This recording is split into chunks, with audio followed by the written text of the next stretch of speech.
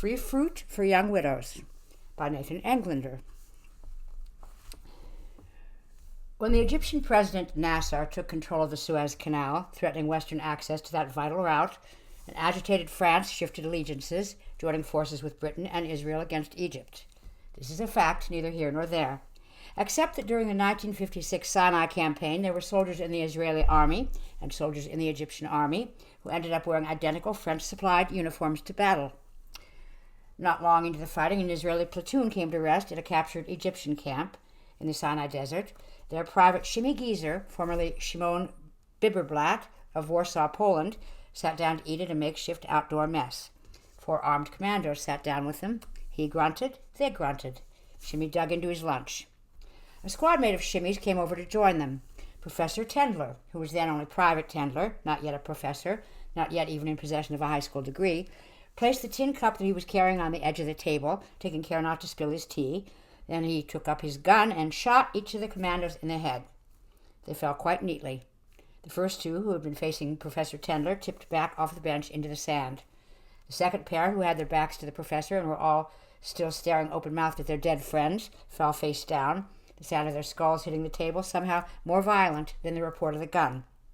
Shocked by the murder of 4 fellow soldiers, Shimi Geezer tackled his friend. To Professor Tendler, who was much bigger than Shimi, the attack was more startling than threatening. Tendler grabbed hold of Shimi's hands while screaming, "Egyptians! Egyptians!" in Hebrew. He was using the same word about the same people in the same desert that had been used thousands of years before.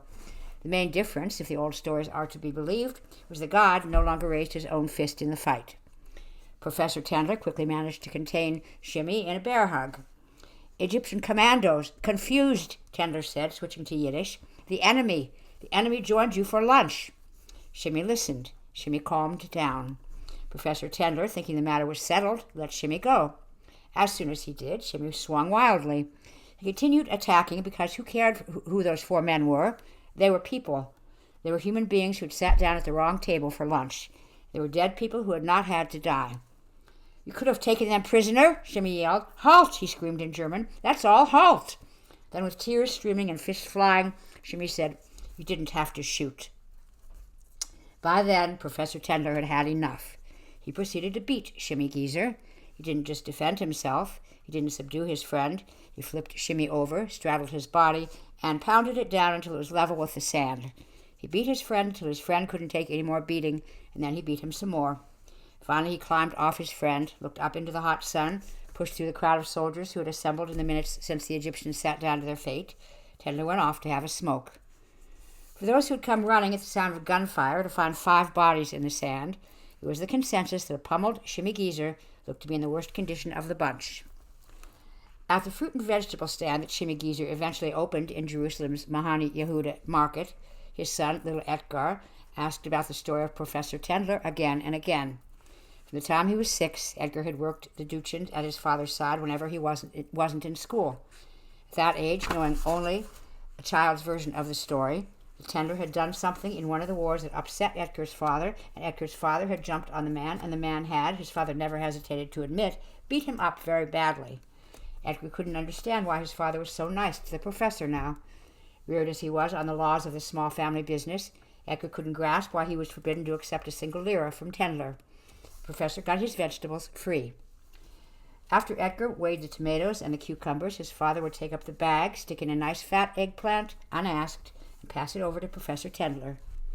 "Koch," his father would say, "take it, and wish your wife well." As Edgar turned 9 and 10 and 11, the story began to fill out. He was told about the commandos and the uniforms, about shipping routes in the Suez, and the Americans and the British and the French. He learned about the shots to the head. He learned about all the wars his father had fought in, 73, 67, 56, 48, though Shimi Geezer still stopped short of the one he'd first been swept up in, the war that ran from 1939 to 1945. Edgar's father explained the hazy morality of combat, the split-second decisions, the assessment of threat and response, the nature of percentages and absolutes. Shimi did his best to make clear to his son that Israelis, in their nation of unfinished borders and unwritten constitutions, were trapped in a gray space that was called real life. In this gray space, he explained, even absolutes could maintain more than one position, reflect more than one truth. You too, he said to his son, may someday face a decision such as Professor Tendler's. May you never know from it. Edgar wasn't one for the gray.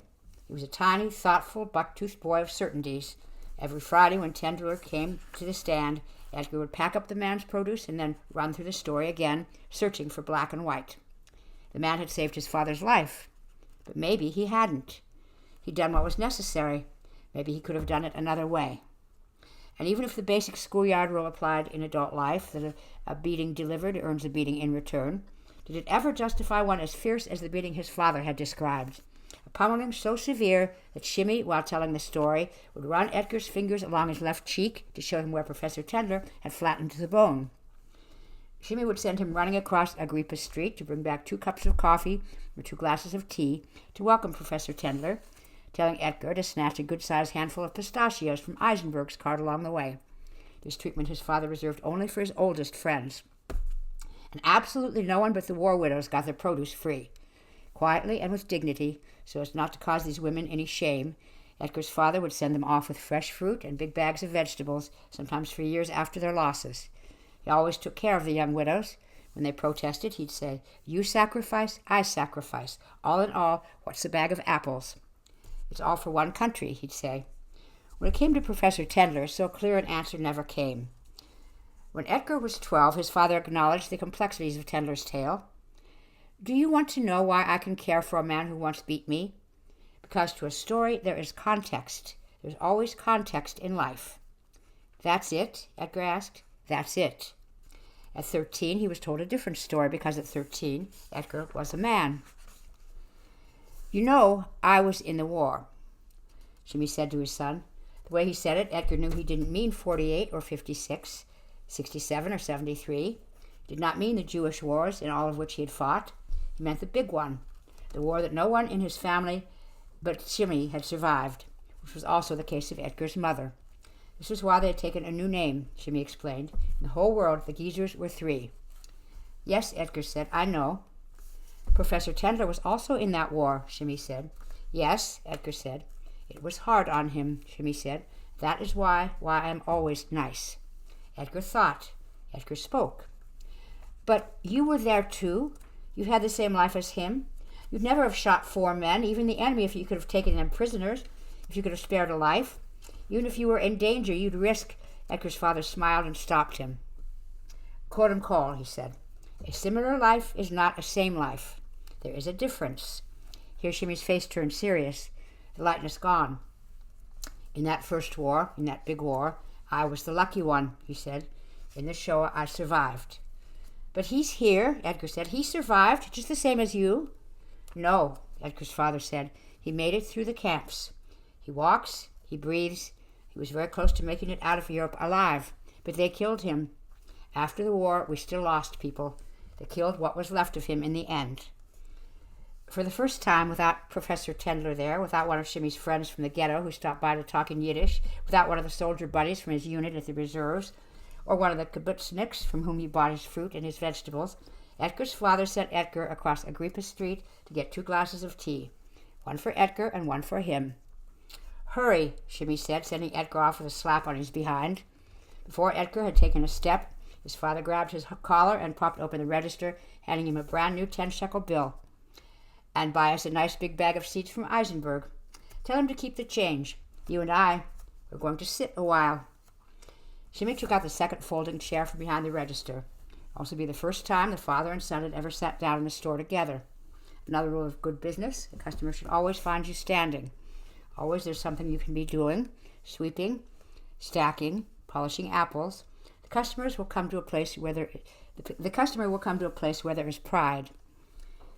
That is why Professor Tendler got his tomatoes free. Why the sight of the man who beat Shimmy made his gaze go soft with kindness in the way that it did when one of the Miskinot came by. Why I took on what Edgar called his father's free fruit for young widow's face and eyes. This is the story that Shimmy told Edgar when he felt that his boy was a man. The first thing Professor Tendler saw when his death camp was liberated were 2 big, tough American soldiers fainting dead away. The pair, presumably war-hardened, stood before the immense, heretofore unimaginable brutality of modern extermination, frozen, slack-jawed before a mountain of putrid, naked corpses a hill of men. And from this pile of broken bodies that had been, prior to the American invasion, set to be burned, a rickety skeletal Tendler stared back. Professor Tendler stared and studied. When he was sure that these soldiers were not Nazi soldiers, he crawled out from his hiding place among the corpses, pushing and shoving these balsa wood arms and legs aside. It was this hill of bodies that had protected Tendler day after day. The poor Sonder commandos who dumped the bodies, as well as those who came to cart them to the ovens, knew that the boy was inside. They brought him the crumbs of their crumbs to keep him going. Though it was certain death for these prisoners to protect him, it allowed them a sliver of humanity to their inhuman jobs. This was what Shimmy was trying to explain to his son. These palest shadows of kindness were enough to keep a dead man alive. When Tendler finally got to his feet, straightening his body out, when the corpse that was Professor Tendler at age 13, your age, came crawling from that nightmare, he looked at the two Yankee soldiers, who looked at him, then hit the ground with a thud. Professor Tendler had already seen so much in life that this was not worth even a pause, so he walked on. He walked on naked through the gates of the camp, walked on until he got some food and some clothes, walked on until he had shoes and then a coat. He walked on until he had a little bread and a potato in his pocket, a surplus. Soon there was also in that pocket a cigarette and then a second, a coin and then a second. Surviving in this way, Tendler walked across borders until he was able to stand straight and tall, until he showed up in his childhood town in a matching suit of clothes, with a few bills in his pocket and in his waistband a 6-shooter with 5 bullets chambered in order to protect himself during the nights that he slept to the side of the road. Professor Tendler was expecting no surprises, no reunions. He'd seen his mother killed in front of him, his father, his 3 sisters, his grandparents, after some months in the camp, the 2 boys that he knew from back home. But home, that was the thing he held on to. Maybe his house was still there, and his bed. Maybe the cow was still giving milk, and the goat still chewing garbage, his dog still barking at the chickens as before. And maybe his other family, the nurse at whose breast he had become strong before weakened, her husband who had farmed his father's field, and their son, his age, and another, 2 years younger, boys with whom he had played like a brother, maybe this family was still there waiting for him to come home. Tendler could make a new family in that house. He could call every child he might one day have by his dead loved ones' names. The town looked as it had when he'd left. The streets were his streets, linden trees in the square, taller but laid out as before. And when Tendler turned down the dirt road that led to his gate, he fought to keep himself from running. He fought to keep himself from crying, because after what he had seen, he knew that to survive in this world he must always act like a man. So Tendler buttoned his coat and walked quietly toward the fence, wishing that he had a hat to take off as he passed through the gate, just the way the man of the house would when coming home to what was his. When he saw her in the yard, when he saw Fanushka, his nurse, their maid, the tears came anyway. Tendler popped a precious button from his coat as he ran to her and threw himself into her arms, and he cried for the first time since the trains.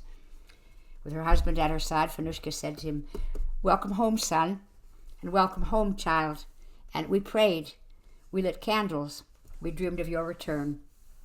When they asked, "Are your parents also coming? And your sister and your grandparents, are they far behind?" When they asked after all the old neighbors, house by house, Tendler answered, not by metaphor and not by insinuation. When he knew the fate, he stated it as it was: beaten or starved, shot, cut in half, front of the head caved in. All this he related without feeling, matters each of fact. All this he shared before venturing a step through his front door. Looking through that open door, Tendler decided he would live with these people as family until he had a family of his own. He would grow old in this house, free to be free. He would gate himself up again. It would be his gate, his lock, his world. A hand on his hand pulled him from his reverie. It was Fanushka talking, a sad smile on her face. "Time to fatten you up," she said. "A feast for first dinner." And she grabbed the chicken at her feet and twisted its neck right there in the yard. "Come in," she said, while the animal twitched. "The master of the house has returned." "Just as you left it," she said. "Only a few of our things." Tendler stepped inside. It was exactly as he remembered it. The table, the chairs, except that all that was personal was gone. Fanushka's 2 sons came in, and Tendler understood what time had done. These boys, fed and housed, warmed and loved, were fully twice his size. He felt then something he had never known in the camps, a civilized emotion that would have served no use. Tendler felt ashamed. He turned red, clenched his jaw tight, and felt the gums bleeding in his mouth. "You have to understand," Edgar's father said to his son.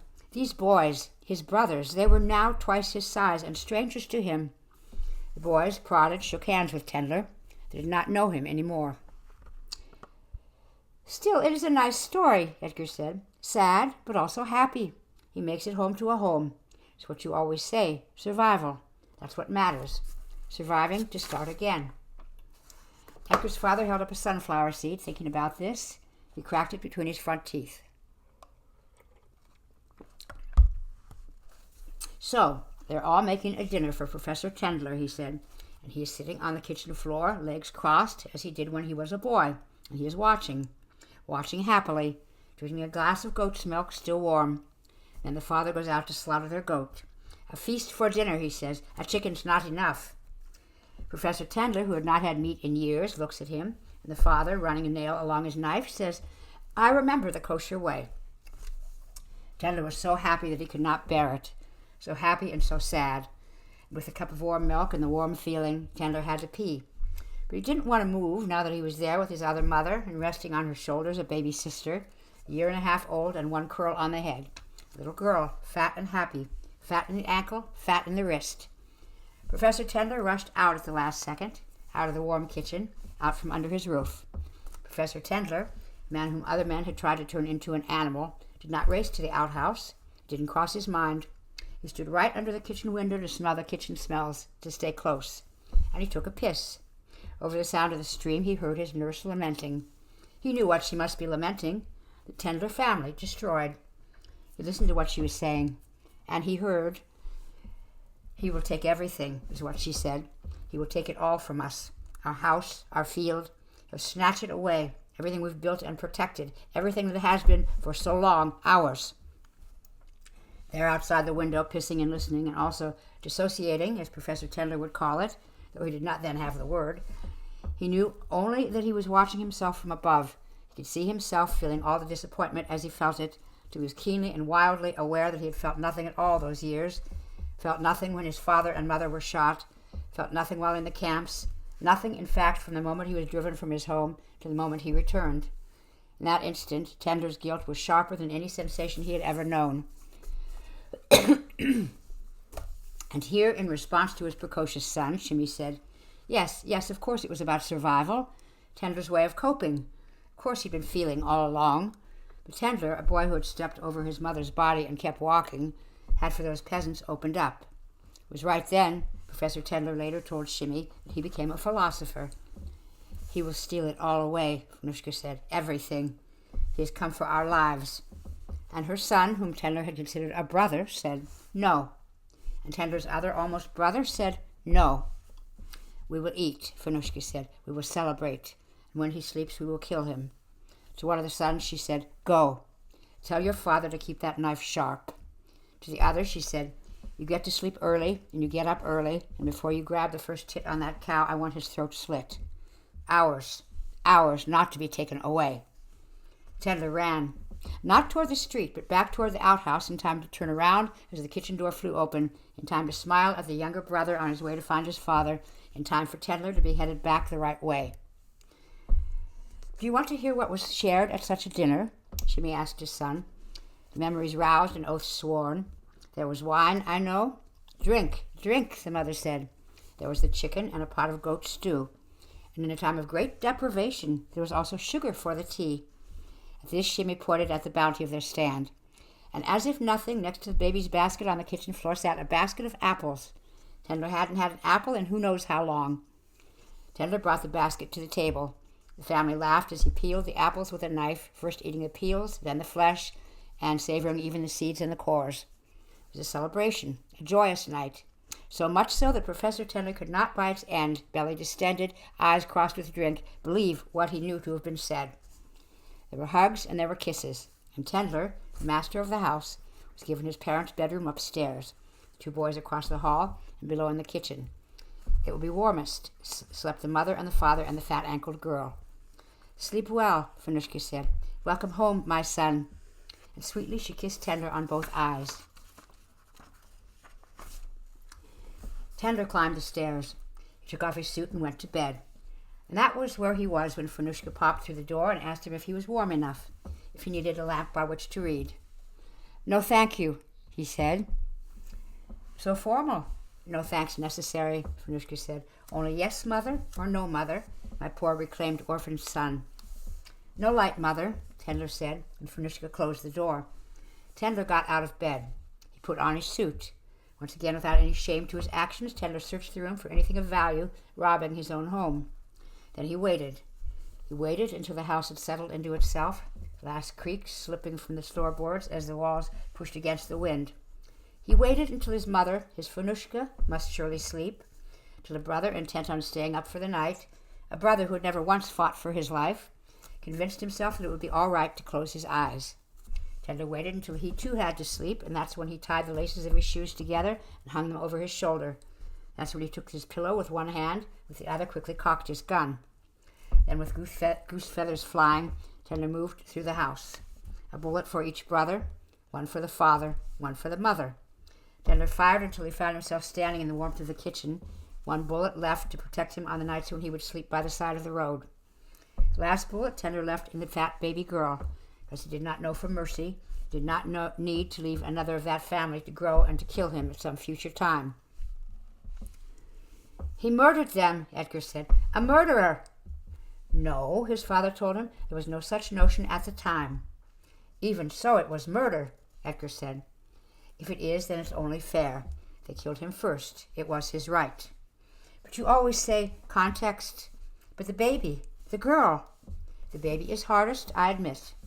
These are questions for the philosopher. These are the theoretical instances put into flesh and blood." "But it's not a question. These people, they are not the ones who murdered his family. They were coming for him that night. He could have escaped, could have run for the gate when he overheard. He didn't need to race back toward the outhouse, race to face the brother as he came the other way. Maybe there was no more running in him. Anyway, do you understand an eye for an eye? Can you imagine a broader meaning of self-defense?" "You always forgive him," Edgar said. "You suffered the same things, but you aren't that way. You would not have done what he did."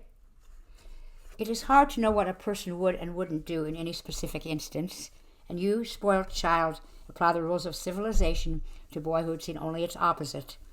Maybe the fault for those deaths lies in a system designed for the killing of Tendlers that failed to do its job. An error, a slip that allowed a Tendler, no longer fit, back loose in the world."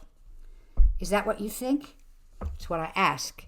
I ask you, my Edgar, what you would have done if you were Tendler that night." "Not kill." "Then you die." "Only the grown-ups." "But it was a boy who was sent to cut Tendler's throat." "How about killing only those who would do harm?" "Still it's murder. Still it is killing people who have not yet to act, murdering them in their sleep." "I guess," Edgar said. "I can see how they deserved it, the four. How I might, if I were him, have killed them." Shimmy shook his head, looking sad. "And whoever are we, my son, to decide who should die?" It was on that day that Edgar Geezer became a philosopher himself, not in the manner of Professor Tendler, who taught theories up at the university on the mountain, but like his father, practical and concrete. Edgar would not finish high school or go to college. Except for his 3 years in the army, he would spend his life happily working at the stand in the shuk. He'd stack the fruit into pyramids and contemplate weighty questions with the seriousness of thought. When there were answers, Edgar would try employing them to make for himself and others, whatever small way, a better life. It was on that day, too, that Edgar decided Professor Tendler was both a murderer and at the same time a Michigan. He believed he understood how and why Professor Tendler had come to kill that peasant family, how men sent to battle in uniform, even in the same uniform, would find no mercy at his hand. Edgar also came to see how Tendler's story could just as easily have ended for the professor that first night. Back in the parents' room, in his parents' bed, a gun with 4 bullets held in a suicide's hand, how the first bullet Tendler ever fired might have been into his own head. Still, every Friday, Edgar packed up Tendler's fruit and vegetables. In that bag, Edgar would add, when he had them, a pineapple or a few fat mangoes dripping honey. Handing it to Tendler, Edgar would say, "Gosh, Professor, take it." This even after his father had died.